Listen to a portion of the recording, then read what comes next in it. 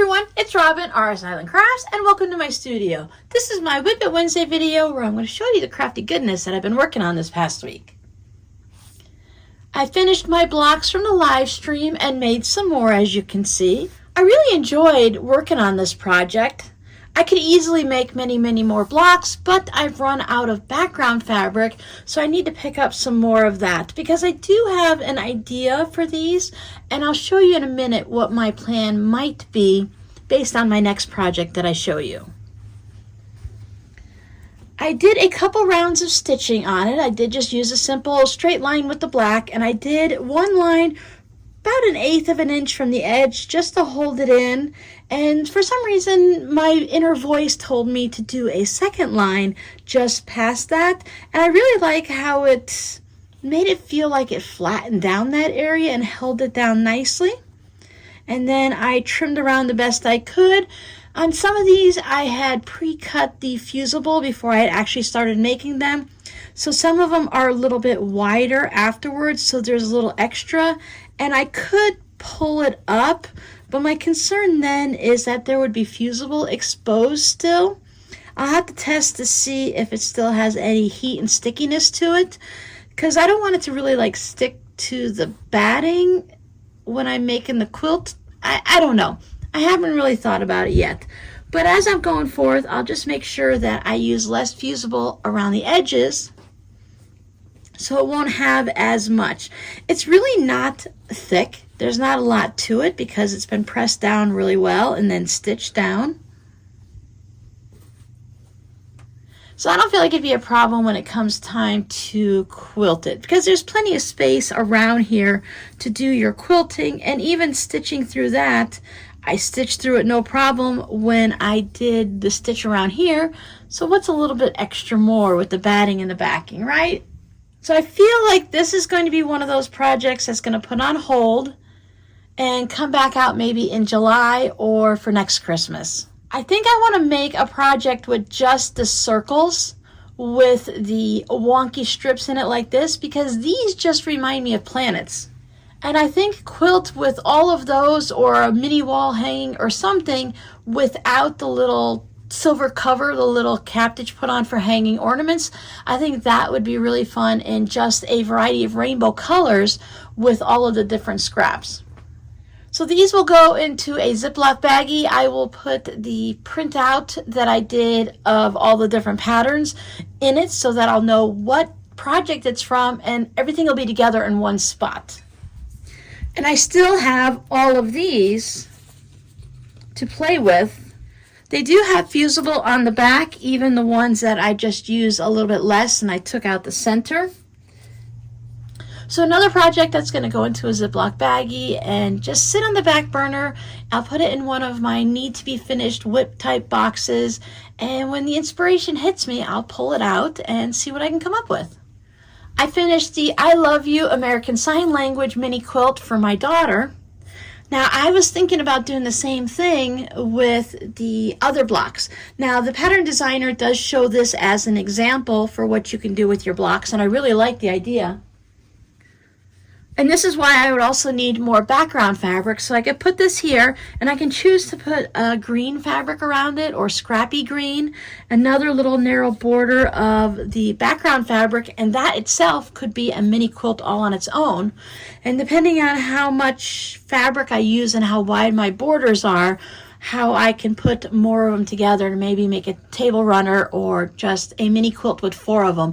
I really like the version that she did that just had the 4 blocks on it, whether it was all 4 the same, 2 and 2, or 4 different. So I thought that was really cute. But this is the last of my obligation crafting for Christmas, so this is finished. I used batiks all the way through. When I was searching for this applique pattern for the I Love You American Sign Language applique, I saw this design on a t-shirt and I thought it was really kind of cool. So I went ahead and I did the same thing here. I thought it was really fun that they added that heart in the center of the palm there. It just finishes it off nicely, and it keeps it from looking like this giant just white hand that's sitting on the fabric. I like the idea of a thin border around it. I found this on another one where it was a paper piece pattern that I really didn't like the shape of it and I didn't want to do paper piecing. My daughter had actually envisioned an applique version, so that's what she wanted. She doesn't know the terminology, so she just comes over here to my sewing room and she points at the quilts hanging on the wall and she says, I want that technique. I don't like that technique. Can you make it bigger than this one or smaller than that one? And I like the quilting on that one. So it's nice to have a little gallery of projects that are hanging up here. And they're not all mine, but it gives her an idea of what certain things look like so she can pick and choose what she wants, even though she doesn't know that that's called a machine sewn applique. We don't always need to know what it's called to get our point across, as long as we can show pictures or examples. Same fabric for here. I followed it all the way out to the binding. I like that way it made it more of a picture frame. I could have gone with just this fabric. And then this was a different batik. I broke into a fat quarter bundle that was shared with me. It's been really hard. I've been hoarding it, just trying to come up with the perfect project for it.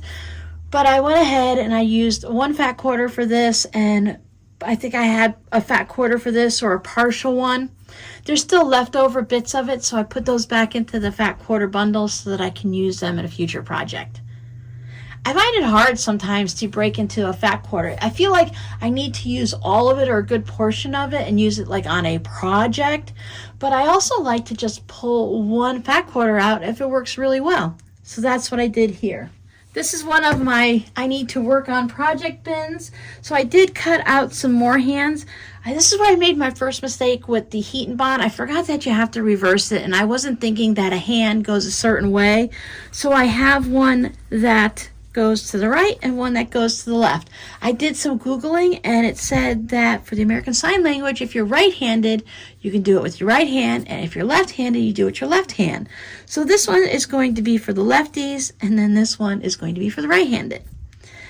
I didn't think about it with this first one, and you can see the little cutout that I put the heart inside here, and then I cut it out because there's no point in wasting the heat and bond when I know that this heart is going to go right on top of it. Now I didn't do it with this one, but then I got to this one and I thought, I remembered, okay, learned with my gnomes and his beard mistake from a previous mug rug, that needs to have something behind the white so it's not visible, so you're not going to see this dark color shining through. So I used one of my white on whites, and I used one that was a little bit of a heavier fabric, so there's a little bit more to it than this one when you just look at it. But I also, on the back of this, can't really see, but I put on a medium weight fusible interfacing just to put another layer onto this so that when it sits onto the fabric, you don't see any of the shadowing of the color coming through. And if you do, it's just making this white pop out some more. You're not actually seeing like the green colors coming through. And these are going to be, one will be on this, one will be on the purple. I thought for the purple, I would do the square around it with that, and for the coral, I just brought out some white fabric to put around there. So I'm leaving that over on the side, on my side table where I keep my works in progress that I'm currently working on, and hopefully I will start working on that this week, if not, maybe the next week. Quick little video. I finished the snowflake mini quilt. You can see I did a lot of tight random lines here in the white, and the blue is all unquilted. I did stick with the white binding, and I used this fun holiday winter type fabric for the back. This was from my Advent box this year. So that's everything that I've worked on this week. I wanted to show you some of the things that came in the mail. I received this beautiful bookmark. It's a freestanding lace, I believe is what it's called. So it has these snowflakes. and I'm showing you the back of it. So here is the front of it. And with the freestanding lace, I don't think it really matters as long as you get rid of the stabilizer that you're using so that it doesn't show through. But it looks like it's so much of the thread that's been put down on it that you're not going to see it anyways. And I love that it has that little bit of a stained glass look to it, so when the light shines on it, I might actually just hang this up versus using a bookmark. I don't read as many books anymore.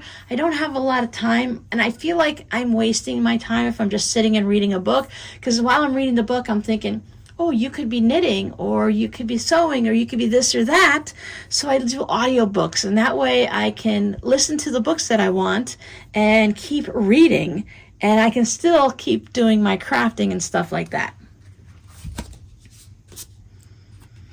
I received this Christmas card. This is the one where you take the fabric and you use the heat and bond and you fuse it down to the card. So that's a pretty Christmas fabric there. And with that, I received the scrappy calculator tape with all of these beautiful fabrics on it. There are so many pretty fabrics, and fabrics that I don't have, so it's fun to go through and see what other people are sewing with and what might be one of their projects. So this one has some extra thread stitching on it, so maybe that was some machine embroidery. And here's a Christmas one. So I'm not sure yet what I'm going to make with these and what I'm going to do with them. I'm going to let them sit in my container where I keep my scrappy strips until it just pops into my head. I know they're there, and sometimes when I'm sewing on other projects or doing something, maybe I'm cooking dinner, washing the dishes, some projects like this will just pop into my head, and I'll be like, oh, I should go ahead and make such and such with that. Or, did I ever work with that fabric? Where is that? And if it doesn't happen that way, then I keep it in the container so that I can go back through and look at things periodically to see if anything jumps out at me. So your scrappy word for today is basket. Do you keep your things like WiPs and scrap fabrics and stuff like that in baskets? Have you ever made a basket?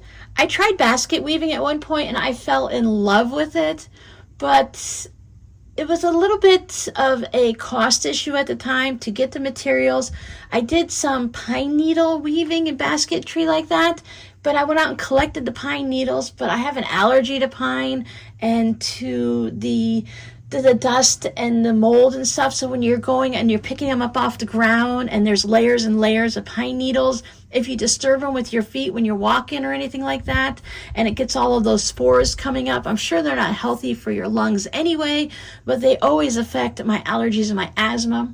So you can purchase the pine needles, but I'd already had fabric, and I had yarn, and I had beading, and I had embroidery, and I thought if I did baskets that would need to be like my main focus, because I knew if I started buying the supplies, and they are a little bit pricey sometimes depending on the materials you get and where you get them.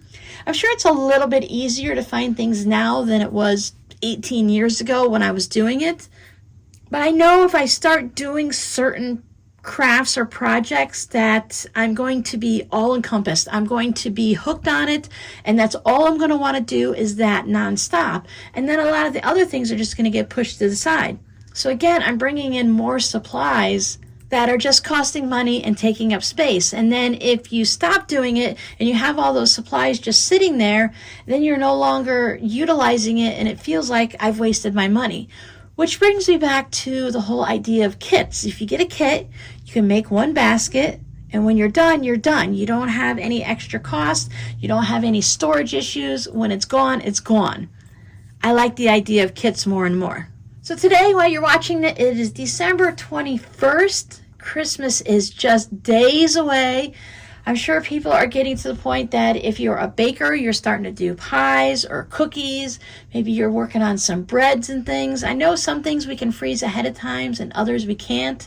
We have school parties and Christmas parties, work parties, family parties. It gets to be a really busy time of the year. So I hope you can find a little bit of time, even if it's just to hang out with me and watch a video and just sit back and relax for 15 or 20 minutes before you have to rush out and do the next thing on your to-do list before Christmas. So I want to wish everyone a very Merry Christmas. I know we don't all celebrate Christmas, and I know for some people that Christmas is just it's a very heartbreaking time of the year. So I hope you enjoy your time with your friends and family, or you just enjoy the quiet time at home when it seems like the rest of the world has just kind of stopped. I know for me on Christmas Day, all of the stores are closed. You're not getting delivery of food. Everything is just kind of quiet. There's not much traffic on the road outside, and it just feels like almost like you're inside a snow globe where everything is just settled down and nice and quiet. Like you're in your own little bubble. So Merry Christmas, happy weekend. I will see you guys in the next video. Bye.